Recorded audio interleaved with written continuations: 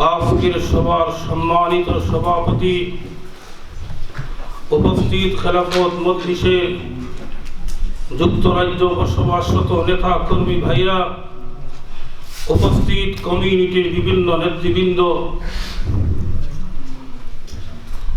আল্লাহ সুবহানাহু ওয়া তাআলা হিউম্যান বিংস মানুষকে দুনিয়াতে পাঠিয়েছেন একমাত্র শুধুমাত্র উদ্দেশ্য হলো ইন্নী জাইলুন ফিল আরদি খলিফা, আল্লাহর জমিনে খেলাফত আলা মিনহাজিন নবুওয়া কায়েমের লক্ষ্যে 1989 সালের 8 ডিসেম্বর বাংলাদেশের শীর্ষস্থানীয় উলামায়ে কেরাম, সকল শ্রেণীর বুদ্ধিজীবী সকলের সমন্বয়ে খেলাফত মজলিস প্রতিষ্ঠিত হয়েছিল।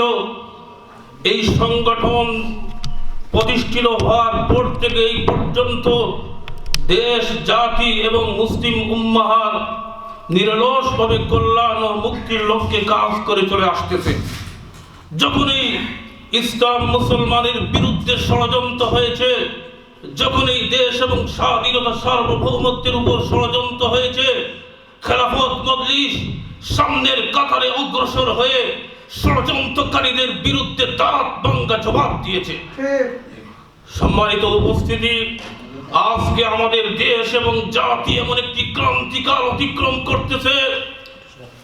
একদিকে আমরা দেখতে পাই অবৈধভাবে বন্দুকের জোরে ক্ষমতা দখল করে নিরীহ দুর্বল মানুষের উপর নির্যাতনের স্টিম রুলার চালানো হচ্ছে।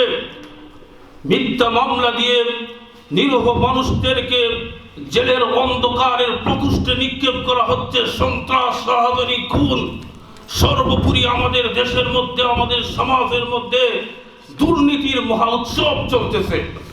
তার একমাত্র শুধুমাত্র কারণ হলো মানব রচিত মতবাদ, মানুষের তৈরি তন্ত্রমন্ত্র, তাগুত। আল্লাহ বলেন, আনি'বুদুল্লাহ ওয়াজতানিবুত তাগুত, ও ঈমানদার, তোমরা তাগুতকে বর্জন করো, এক আল্লাহর হুকুম জমিনে কায়েম করার জন্য সংগ্রাম করো।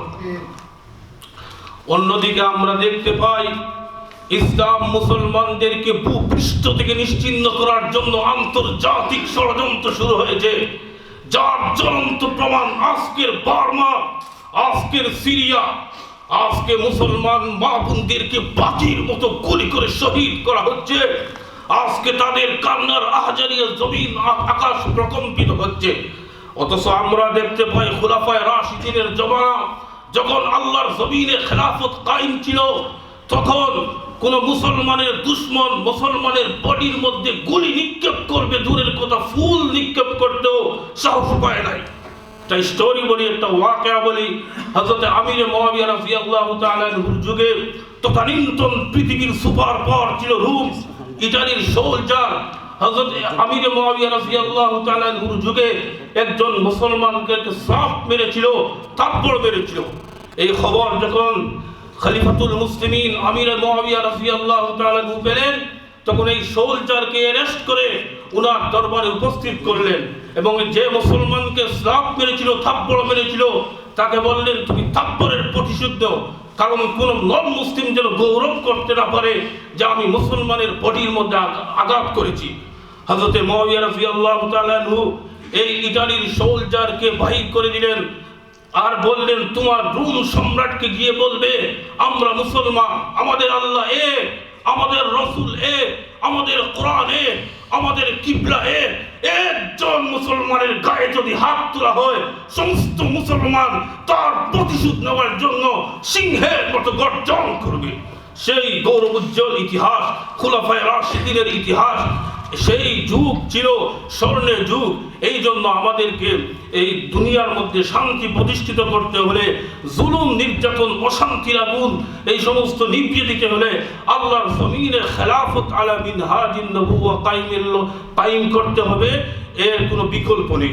আল্লাহ সুবহানাহু ওয়া তাআলা আমাদেরকে মৃত্যু পর্যন্ত আল্লাহর জমিনে দ্বীন কায়েমের সংগ্রামে যেন কবুল করুন। ওয়া আখিরু